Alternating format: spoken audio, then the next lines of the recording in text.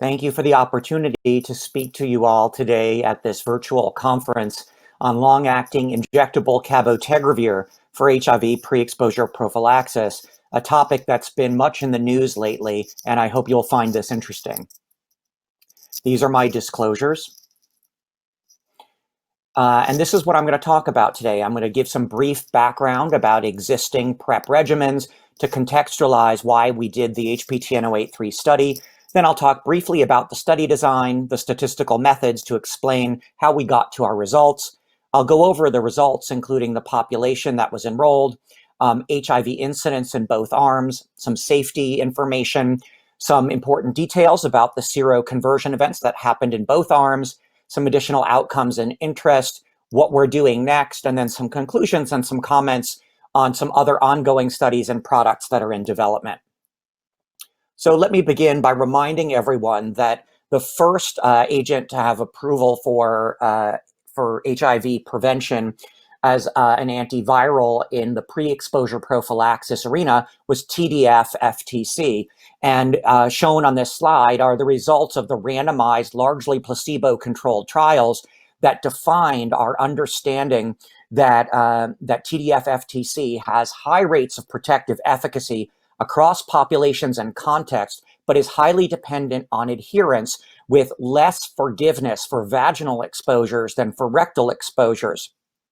Of course, in the lower right corner of the screen is the one exception to the daily dosing where on-demand or pericoital or 2-1-1 dosing was studied in gay men in France and Canada, showing high rates of protective efficacy in that population in a placebo-controlled study, giving us, at least in gay men and transgender women, an additional method of prescribing TDF-FTC PrEP. Despite these high rates of efficacy, however, across populations and contexts, not all populations were able to benefit from these reductions in HIV incidence that have been shown in some cities and contexts where PrEP is widely available at low or no cost. These populations tend to be younger individuals, individuals from racial and ethnic minority communities, and transgender persons. So there's still a big need for additional PrEP agents that will be more acceptable and more efficacious in those populations in particular. We then moved into what I like to call PrEP 2.0, which slightly expanded the toolbox of PrEP agents. The dapivirine ring was shown to be around 30% effective compared to placebo for HIV prevention for cisgender women in sub-Saharan Africa, although open label studies suggest perhaps as high as 50 or more percent protection. And of course, the dapivirine ring just received licensure in from the European Medicines Agency and is now before a number of additional regulatory bodies for consideration of approval. And in the US, TAF-FTC, a different ester of tenofovir in combination with emtricitabine, was non-inferior to daily oral TDF-FTC in MSM and transgender women in a population of high-risk individuals in North America and Western Europe. That led to licensure in the United States for all routes of exposure except for vaginal exposures. With that context and the need for additional agents, we designed the HPTN-083 study. This was designed to look at a novel compound, long-acting injectable cabotegravir, and we compared it head-to-head to daily oral TDF-FTC in a phase 2b/3 randomized double-blind, double-dummy study that was done at 43 sites in 7 countries. We enrolled gay men and transgender women age 18 and above at elevated risk for HIV acquisition, as shown by the second bullet in this slide, generally in good health without hepatitis or any contraindications to a gluteal injection or signature toxicities. We had originally planned to enroll 5,000 participants, and we really focused on those populations that I mentioned who were disproportionately affected by HIV globally and also less likely to see the population level benefits from existing PrEP agents. The primary safety and efficacy endpoints are also shown on this slide. These are the sites, the 43 sites in 7 countries globally, and I would highlight for this audience that we had 4 sites in Brazil, 1 in Porto Alegre, 1 in Rio de Janeiro, and 2 in Sao Paulo that contributed participants to this study. Additionally, in South America, we had 2 sites in Buenos Aires and 5 sites in Peru. You can see additional sites in South Africa, the United States, Thailand, and Vietnam. This is the study design. It's a bit complicated, so I'm going to ask you to bear with me for a moment to walk through it. Participants who were eligible were randomized 1-to-1 to either the cabotegravir arm or the TDFFTC arm. Cabotegravir is in orange throughout this presentation, and the TDFFTC is in blue. So people randomized to the cabotegravir arm for 5 weeks received active cabotegravir daily as an oral pill and placebo for TDF-FTC. Once that established the tolerability of the cabotegravir short-acting pill before giving the long-acting injection, people were then transitioned to what's called step 2, which is the direct oral to injectable comparison, where cabotegravir injections were given as a 3 milliliter single injection glutamate every 8 weeks, and also continuing the placebo for TDF-FTC. And that step 1 and step 2 period lasted for approximately 3 years.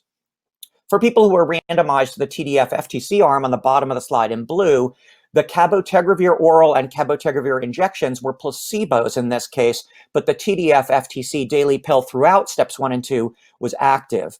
Again, that lasted for up to 3 years, and any participant in either arm who stopped taking injections prematurely, either for safety, toxicity, or just their desire to stop getting injections, then went into step 3, which was 1 year of open-label daily oral TDF-FTC to protect the long pharmacokinetic tail of the injectable cabotegravir in the participants who had been randomized to that arm. I hope that makes sense. The statistical design is shown here. It was a non-inferiority design trial, and it was a pre-specified non-inferiority margin, relative margin of 23%, so 1.23. There was a hypothesis with a hazard ratio of 0.75 that was pre-specified, and it targeted a population with a background HIV incidence of about 4.5 per 100 person years. We also anticipated that TDF-FTC adherence would be about 57% by detectable plasma tenofovir concentrations. It was an endpoint-driven trial, and I think many who are watching this webinar are aware that in May of 2020, when at the first interim analysis at which 25% of the endpoints had been accrued, the DSMB at the NIH in the United States stopped the blinded portion of the study for definitive demonstration of efficacy in both study arms. The results I'm going to show you today include events that occurred through the date of that DSMB meeting on May 14th, 2020. By the time the study was stopped, we had enrolled 4,570 participants. 4 were excluded for inappropriate enrollment and were not included in the intention to treat cohort. And an additional 76 participants were not included in the primary efficacy cohort for reasons shown here, and it was well balanced between the arms. This is our study population, and I would highlight and remind you that we had pre-specified that we wanted to enroll at least 10% of the population transgender women, and we actually enrolled 12.4% of the overall study population transgender women. We wanted to enroll at least 50% of the population under the age of 30. We were fully 2/3 under the age of 30. And in the United States, we had pre-specified that enrollment would be at least 50% Black or African American, and we did in fact meet that metric. You can see the race ethnicity breakdown of the other regions also depicted on this slide. These are the relevant demographic measures of the Latin American enrollees. I thought this audience would be particularly interested that 43% of the total enrollment in the study did come from our Latin American sites, 1,964 participants with a median age of 26. Again, 2/3 of this population were under the age of 30, and 10.3% of the Latin American enrollees were transgender women. These are the primary results of the study. So we found 52 incident HIV infections, which gave a pooled incidence over both arms of 0.81 per 100 person years. Remember, we had been targeting a background population incidence of about 4.5 per 100 person years. We are unable to characterize the exact HIV incidence rate in the background population, because of course there was no arm in this study that administered both agents as placebos. But you can see in the lower left panel of this slide the HIV incidence rate in each arm. In orange, you can see 13 detected incident infections for an incident rate of 0.41 per 100 person years, compared to, in the TDFFTC arm in blue, 39 incident infections with an incidence rate of 1.22 per 100 person years. That yields a hazard ratio in the lower right panel of 0.34 with a 95% confidence interval of 0.18 to 0.62. And what's important about that 95% confidence interval is if you look at the vertical lines that I've drawn on this graph, you'll see that it clearly excludes the pre-specified non-inferiority margin of 1.23. It also includes the definition of superiority, which is 1.0, but it also additionally excludes the alternative hypothesis of 0.75. So this is a definitive superiority result for cabotegravir over daily oral TDF-FTC in this population. We did a number needed to treat, or NNT calculation, and we came up with 123 individuals would need to be treated with cabotegravir to prevent one additional HIV infection compared to TDF-FTC using the level of adherence that was seen in this study. This, of course, would be a much smaller number if it were compared to placebo. I wanted to point out here that at the bottom, you can see the efficacy estimates, the hazard ratio broken down by region, and I would highlight the Latin American cohort where there were 6 incident infections in the cabotegravir arm for an incidence rate of 0.59 and 11 infections that were incident in the TDF-FTC arm for an incidence rate of 1.09 and a hazard ratio that's in the same direction, although it was not statistically significant because it wasn't powered to be so for that population. But you can see across the regions, the magnitude and the trend are consistent as they are across race, ethnic groups, populations, and age groups. I want to point out a little bit about the 13 incident and the 2 prevalent infections that we detected in the cabotegravir arm, because I think there's a lot of interest in particular about them. First, I want to mention that there were 2 participants who were found to have been infected at enrollment. That is, before they received any study product. They weren't detected at the site. They were only detected retrospectively on sensitive back testing of stored samples from enrollment. So they were actually exposed to cabotegravir, and in the case of A2, you can see they actually went on to receive 1 injection of cabotegravir before the infection was detected at the site. This is similar to other PrEP studies where a small handful of participants were actually in the window or the eclipse phase when PrEP was administered. And this is a particularly thorny situation to make sure that resistance is not selected for in such situations. The next group of participants are incident infections. And to me, these are easy to explain because these are infections that occurred after a prolonged hiatus after last administration of cabotegravir. In most cases, a year or more since the last administration of cabotegravir. You can see 2 of the participants, B1 and B4, had stopped their injections early and been administered daily oral TDF-FTC to cover that tail, but we suspect that the adherence was suboptimal to that TDF-FTC, and that was what was permissive to HIV acquisition, at least in the case of B4. Cases C1 and C3 are particularly interesting to me because they occurred during the oral phase of cabotegravir dosing. And as we know with any PrEP agent, there's a time to onset of protection. With TDF-FTC for rectal exposures, we believe that to be approximately 5 to 7 days, with a suggestion from the IPERGAY data that a double dose upfront of TDF-FTC may shorten that time to maximum protection to about 24 hours after dosing. But cabotegravir may also have a time to onset of protection that may have led to a period of vulnerability that led to acquisition in these cases. And again, you can see that in 2 of the cases, C1 and C3, the infection was not detected at the site until after a long-acting injectable product had been administered. And we'll come back to that concept a little bit later. The final group of participants on this slide I think are the most interesting, and I get the most questions about, because as far as we can tell, these infections happen despite on-time administration of cabotegravir injections. So we are ongoingly assessing the pharmacokinetics of these participants and getting a complete case narrative together to get an understanding of what led and what was permissive to infection for these 5 participants. We don't yet have that pharmacokinetics nor any resistance data, because due to the COVID pandemic, the shipping and analysis of samples has taken much longer than expected, and we look forward to sharing those results as soon as we have them. We realize there's a tremendous amount of interest in those results. These are the 39 incident and the 3 prevalent infections that were detected in the TDFFTC arm. You can see at the bottom are the 3 participants who also had infection detected on retrospective sampling prior to administration of any study product. The other 39, again, we're waiting on detailed pharmacokinetics. We expect that the majority of these are going to explain by poor to non-adherence to the TDF-FTC oral product, and we look forward to sharing that as well. Okay, a lot of people asked me how we did compared to what we had anticipated adherence would be in the TDF-FTC arm. So we did do an adherence subset. So if people randomized to the TDF-FTC arm, we took a randomly selected sample geographically of 400 participants, and I'll orient you to the right side of the slide in the black and white box.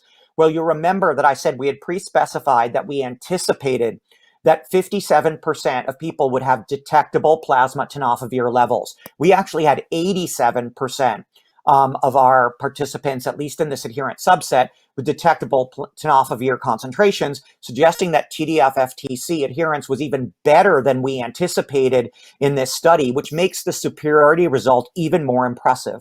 On the left side of this slide are what I call a subway plot, looking at the various bucket categories of adherence using Peter Anderson's categorization based on intraerythrocytic levels of tenofovir diphosphate in dried blood spots.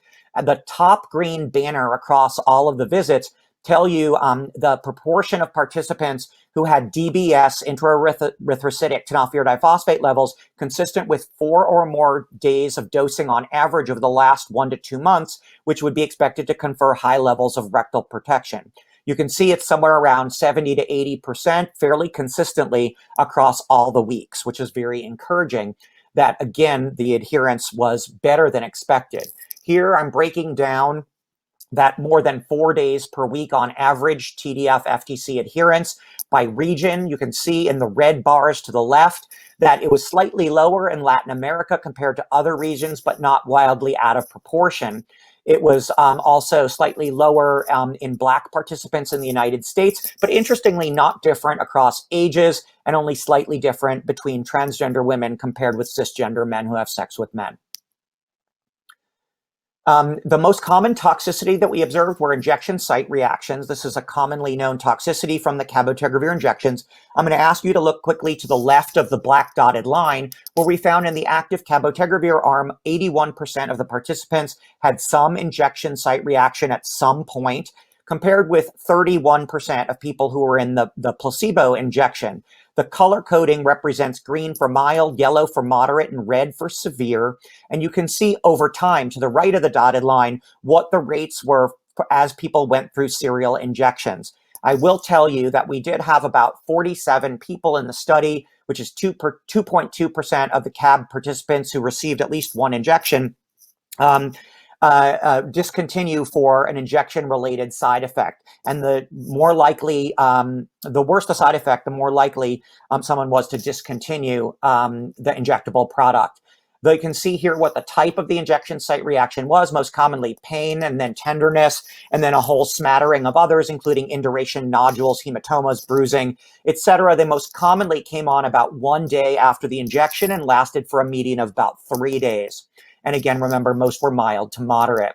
This is a list of all the grade 2 and higher adverse events reported in each arm. Again, cabotegravir in orange and TDF-FTC in blue. I'm going to highlight that, as expected, there was an increased rate of decreased creatinine clearance in the TDF-FTC arm. We were a little surprised to find nasopharyngitis more commonly in the cabotegravir arm.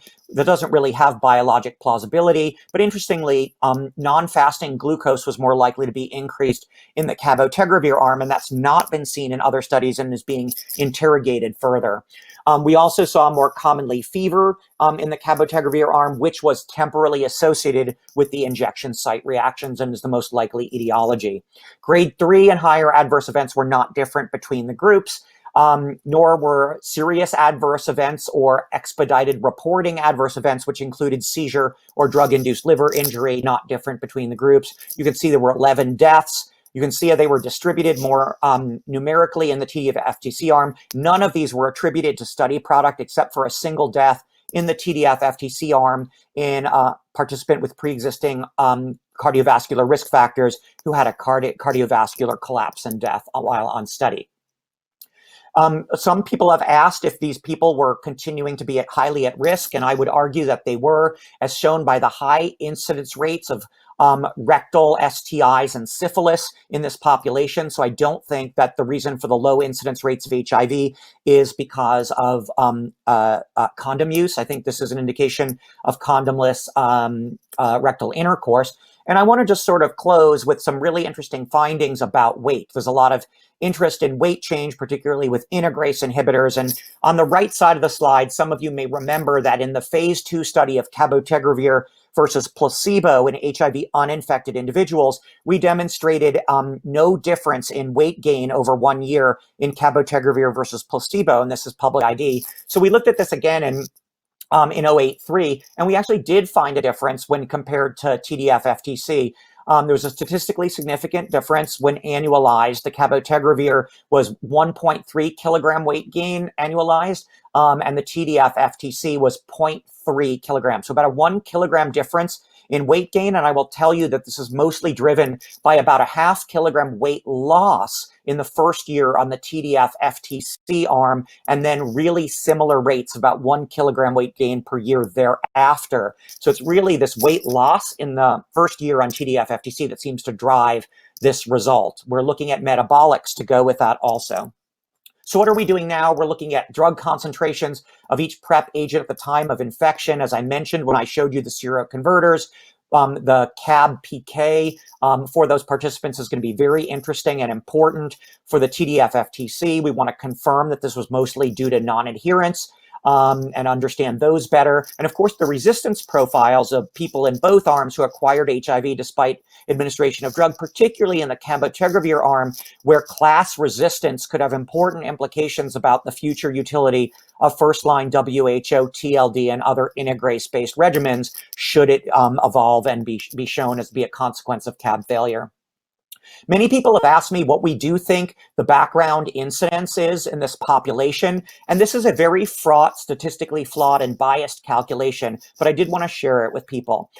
We found plasma tenofovir to be detectable in 86.5% of our participants. If you do a meta-regression on the placebo-controlled TDF-FTC PrEP trials, you can come up with a regression curve that will tell you what the anticipated relative risk reduction should be for that level of adherence. If you do that based on the TDF-FTC arm with an incidence rate that was observed of 1.22%, then assume that the risk reduction should have been 74.7% from that meta-regression, you would expect the background HIV incidence to be 4.8% in this population. Remember, we targeted 4.5%.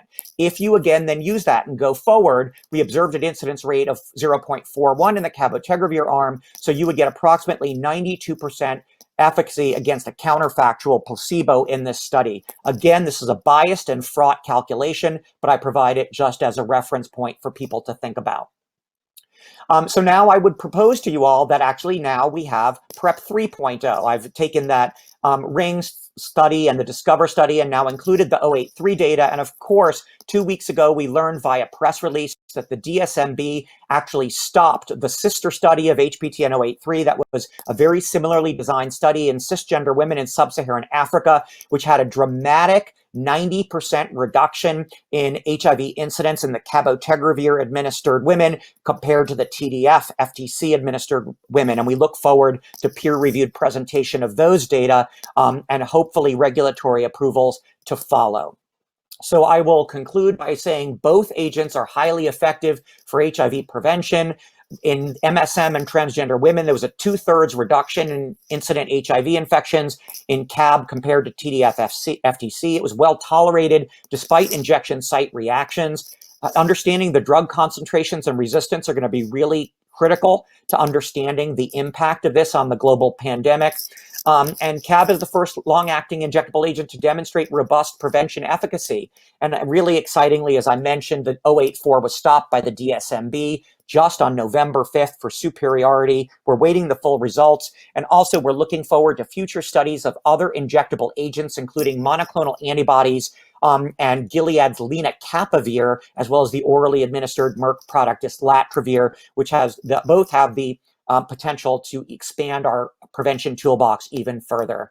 I'd like to very quickly thank the sponsor of the HPTN-083 study, all of the pharmaceutical companies who partnered with us, the HPTN partners, all of our incredible sites across the globe who really did an amazing job with an incredibly complicated and long study. And of course, we would be absolutely nowhere without our incredible participants. I'll stop there. Thank you very much for your attention.